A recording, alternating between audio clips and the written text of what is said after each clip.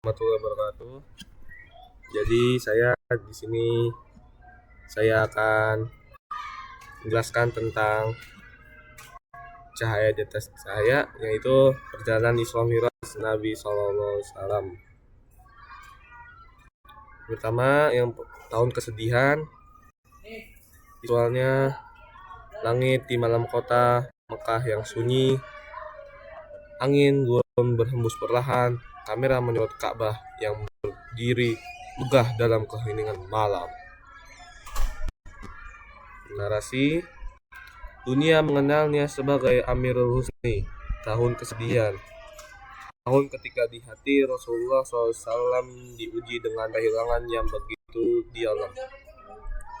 Sosok yang selalu menguatkannya di rumah. Khadijah binti Khuwailid telah lebih dahulu kembali kepada Allah. Tak lama kemudian, pamannya yang selama ini menjadi pelindung dakwah, Abu Thalib, juga wafat, meninggalkan beliau. Maka terasa semakin sempit. Penolakan, hinaan, dan ancaman datang dari berbagai arah. Namun, di saat bumi seakan menolak beliau, langit justru mempersiapkan pembukaan yang luar biasa.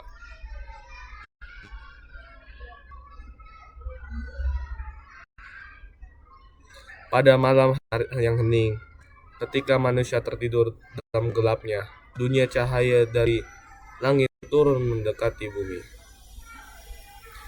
Malaikat Jibril datang membawa perintah langsung dari Allah, sebuah perjalanan yang tak hanya melampaui jarak tetapi juga melampaui batas akal manusia.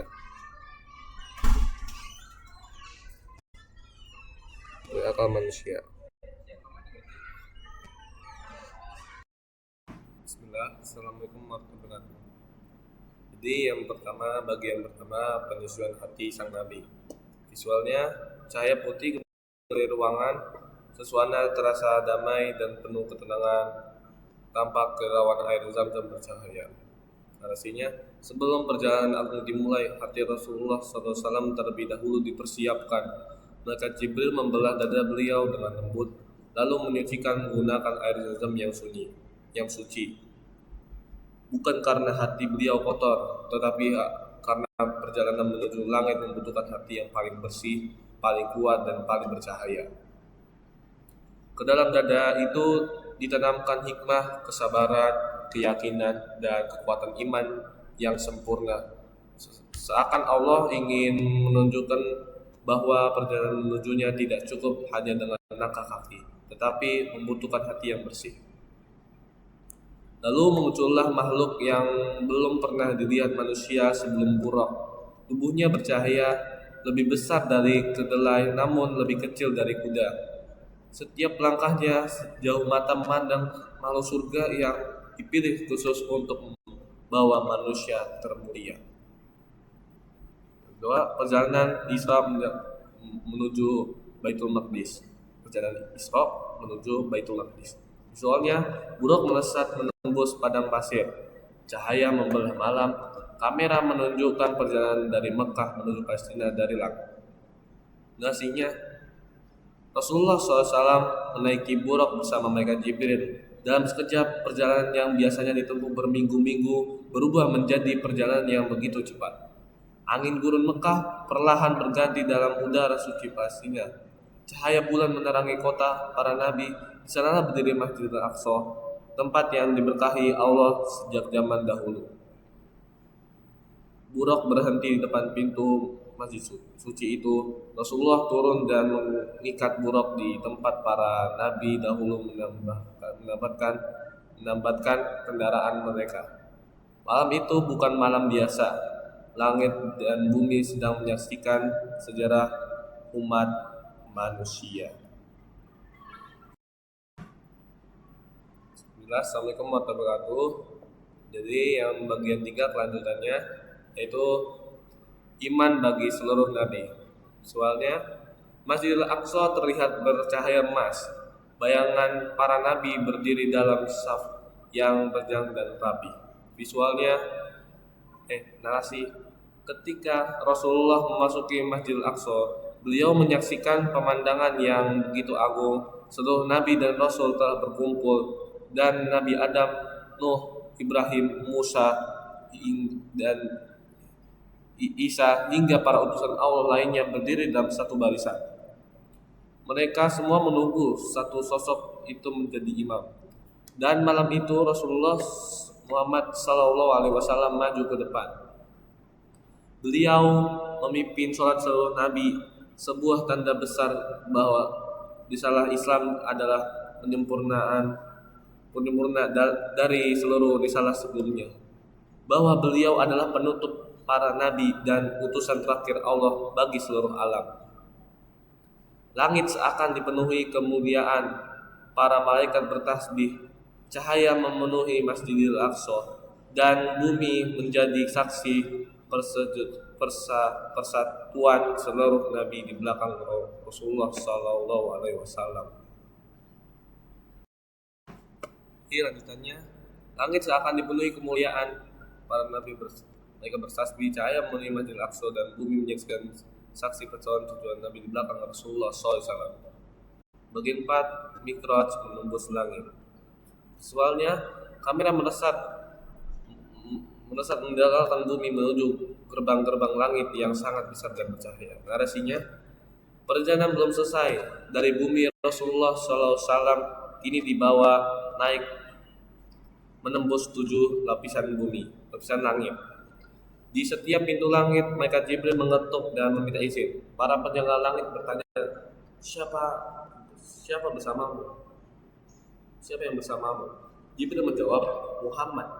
Maka pintu-pintu langit pun terbuka. Di langit pertama Rasulullah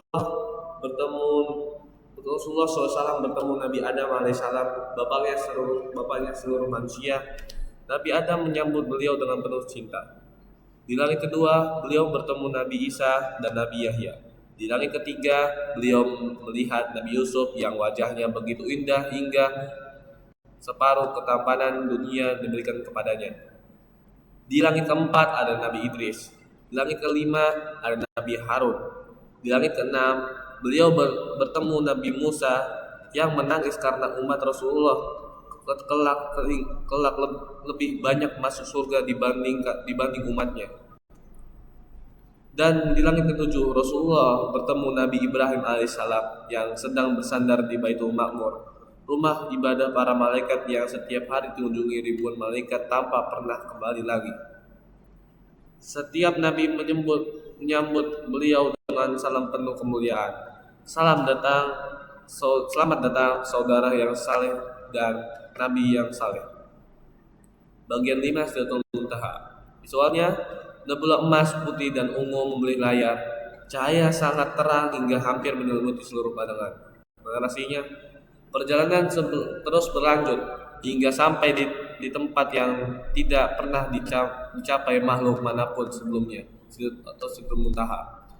Sebuah tempat yang begitu indah dan agung hingga tidak ada yang kata mampu menggambarkannya. Daun-daun seperti permata, sungai-sungai yang mengalir dengan cahaya, dan suasananya dipenuhi ketenangan yang tidak dapat dibayangkan manusia. Di titik itu malaikat Jibril berhenti.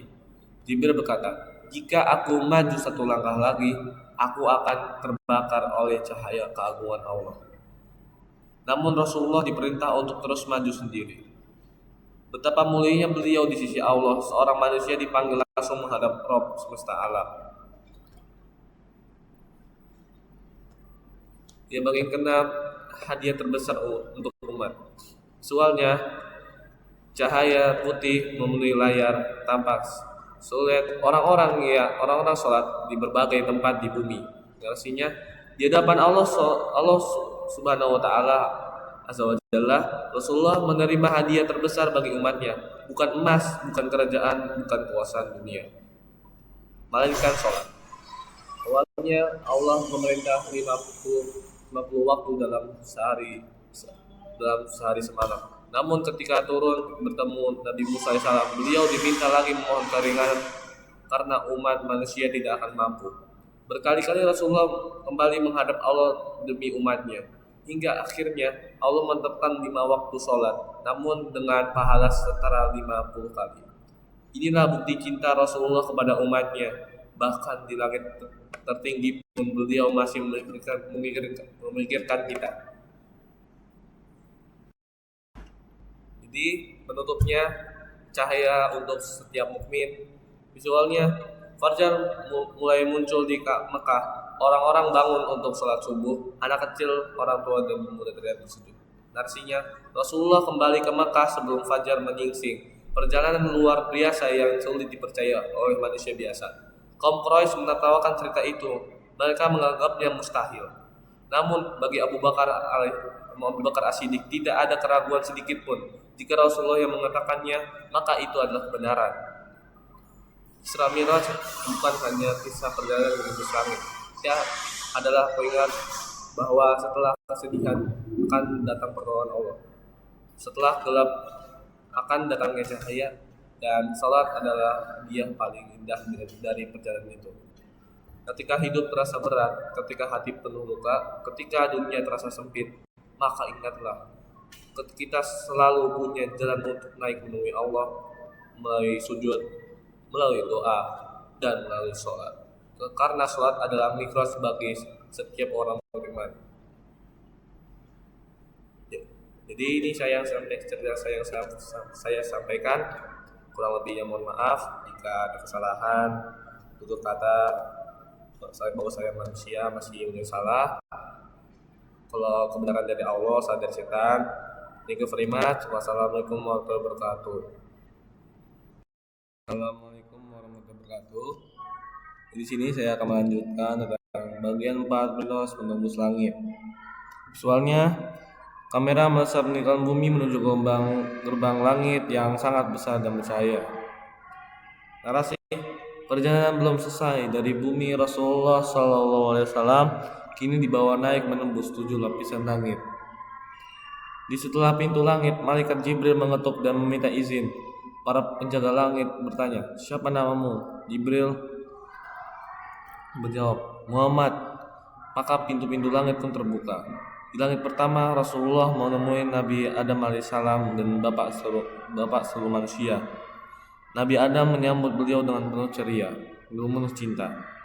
Di langit kedua, beliau bertemu Nabi Isa dan Nabi Yahya. Di langit ketiga, beliau melihat Nabi Yusuf yang wajah begitu indah hingga separuh ketampanan dunia diberikan kepadanya. Di langit keempat ada Nabi Idris. Di langit kelima ada Nabi Harun. Di langit keenam, beliau bertemu Nabi Musa yang menangis karena umat Rasulullah kelak lebih banyak masuk surga dibanding umatnya. Dan di langit ketujuh, Rasulullah SAW bertemu Nabi Ibrahim alaihissalam yang sedang bersandar di Baitul Ma'mur, rumah ibadah para malaikat yang setiap hari dikunjungi ribuan malaikat tanpa pernah kembali lagi. Setiap Nabi menyambut beliau dengan salam penuh kemuliaan. Selamat datang saudara yang soleh dan Nabi yang soleh. Yang bagian kelima, Sidratul Muntaha. Visualnya, bulan emas putih dan ungu memenuhi layar, cahaya sangat terang hingga hampir menyelimuti seluruh pandangan. Narasinya, perjalanan terus berlanjut hingga sampai di tempat yang tidak pernah dicapai makhluk manapun sebelumnya, Sidratul Muntaha. Sebuah tempat yang begitu indah dan agung hingga tidak ada kata-kata yang mampu menggambarkannya. Daun-daunnya seperti permata, sungai-sungai yang mengalir dengan cahaya, dan suasananya dipenuhi ketenangan yang tak dapat dibayangkan manusia. Di titik itu malaikat Jibril berhenti. Jibril berkata, "Jika aku maju satu langkah lagi, aku akan terbakar oleh cahaya. Keagungan Allah Azza wa Jalla."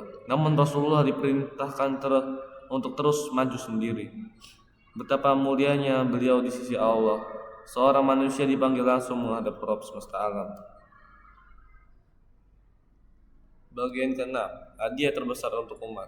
Visualnya, cahaya putih mulai tampak siluet orang-orang sholat di berbagai tempat di bumi. Narasinya, di hadapan Allah Subhanahu wa taala, Rasulullah menerima hadiah terbesar bagi umatnya, bukan emas, bukan kerajaan, dan bukan kekuasaan dunia, melainkan sholat.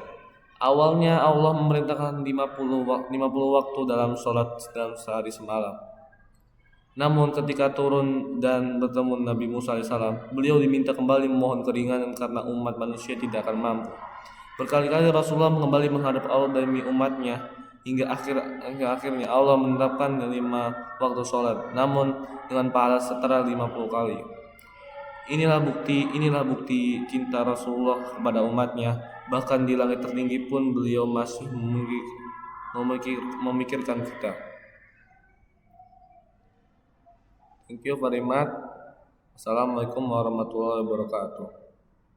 Assalamualaikum warahmatullahi wabarakatuh. Saya akan melanjutkan tentang penentu percaya untuk semua mukmin. Visualnya fajar mulai muncul di Makkah. Orang-orang bangun untuk sholat subuh, anak kecil, orang tua dan pemuda terlihat bersujud. Narasinya, Rasulullah kembali ke Mekah sebelum fajar menyingsing. Perjalanan luar biasa yang sulit dipercaya oleh manusia biasa. Kaum Quraisy mentertawakan cerita itu, mereka menganggapnya mustahil. Namun bagi Abu Bakar As-Siddiq, tidak ada keraguan sedikit pun.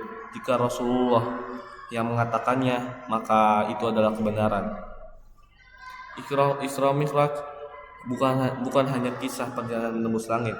Ia adalah pengingat bahwa setelah kesedihan akan datang pertolongan Allah, setelah gelap akan datang cahaya. Dan sholat adalah hadiah paling indah dari perjalanan itu. Ketika hidup terasa berat, ketika hati penuh luka, dan ketika dunia terasa sempit, maka ingatlah, kita selalu punya jalan untuk naik menemui Allah. Mulai sujud, melalui doa, melalui sholat. Karena sholat adalah mi'raj bagi setiap orang beriman.